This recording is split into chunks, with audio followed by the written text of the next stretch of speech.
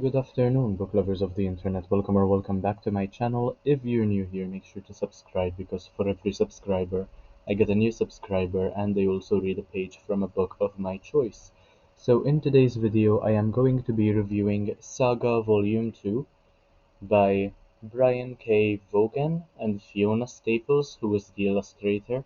She did a great job, I must say. So this one has um, about 150 pages and I rated it 4 out of 5 stars. So this series takes immersion to another level and it is completely up my alley since it is a mix of science fiction and fantasy. So I know that I haven't reviewed the first volume on this channel, but volume 2 was much better in my opinion, and we get to see so much character development and world building, which is fantastic, and so much action as well.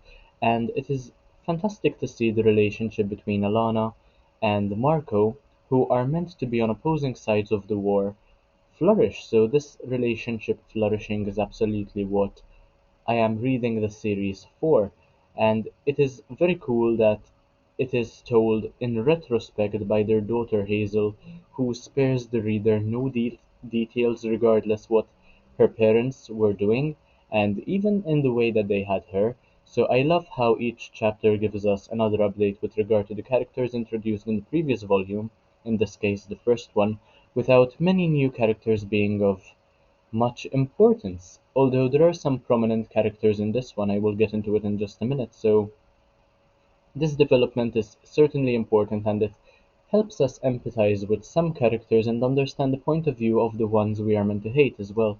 So the grandparents being introduced is certainly important to Hazel's character development. However, I now know that Vaughan over here, hopefully I'm saying the name right, not quite sure, he doesn't really care about how many of his characters are killed off, and at the end of the day it is a war, so it is to be expected that many of his characters just die, I suppose, even the main ones. I wouldn't go as far as to say that this is some modern retelling of Romeo and Juliet, by the way. Before you get any ideas, this is, I think, much better and goes much further, strays further away from the original notion of Romeo and Juliet, though there is some inspiration from Shakespeare's play, I suppose.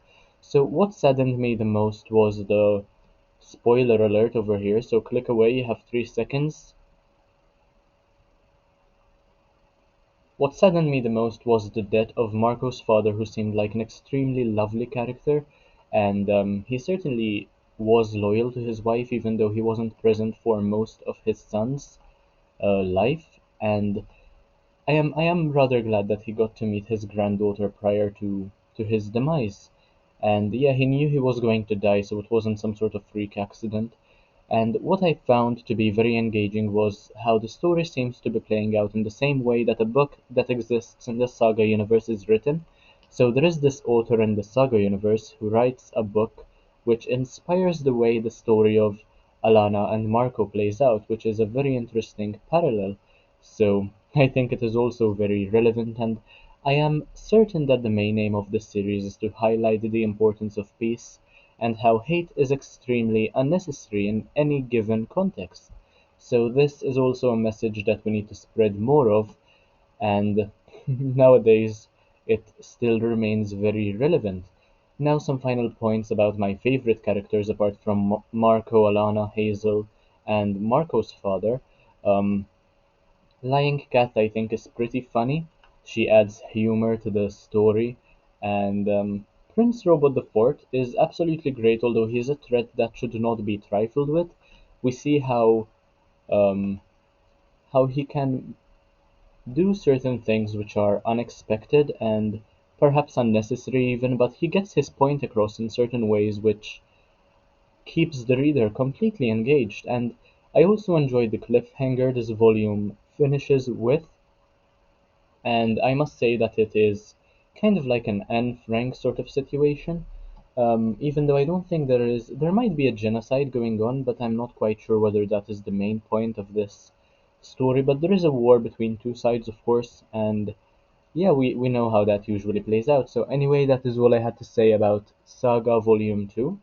I look forward to reading the rest. I have the first 6 volumes in my collection, and I'm pretty sure that the author and the artist started writing them again after some sort of 3 year hiatus, I believe. So I look forward to reading more of this story, and I'll keep you posted. So if you enjoyed this video, make sure to like, comment, share, subscribe. Check out the rest of my content. Subscribe to help the channel get a silver play button.